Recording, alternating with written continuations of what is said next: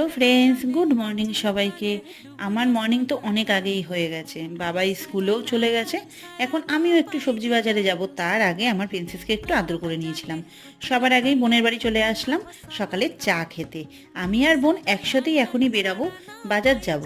তাই কিন্তু তার আগে একটু আমাদের ব্যাংকেও যেতে হবে। তবে দুজনের গাড়ি নিলাম, কারণ বাজারে শেষে ওর বাড়ি আর আমি চলে যাব আমার বাড়ি। তারপর বাজার করে বোন চলে গেল ওর বাড়িতে, আর আমি ফেরার পথে চলে গেলাম মার কাছে। মা করে দিল ব্রেকফাস্ট, চিড়ের পোলাও। বৃষ্টি আসার ভয়ে বাড়িতে নিয়ে চলে আসলাম টিফিন গাড়ি করে। জাস্ট ইয়াম্মি খেতে ছিল। ওয়েদারটা কিন্তু খুবই খারাপ, মেঘ কালো করে আছে এখনও, কিন্তু বৃষ্টি এখনও নামেনি, তবে নামবে। খুব মেঘ ডাকছিল, তাই আমার সোফি ভয়ে চুপচাপ এখানে শুয়ে আছে। তারপর ঝটপট করে দুপুরে রান্নাবান্নাগুলো সব সেরে নিলাম। এর মধ্যে কিন্তু আমার বাবাইও স্কুল থেকে চলে আসলো। আজকের মিনি ব্লগটা এই পর্যন্ত, চলো বাই।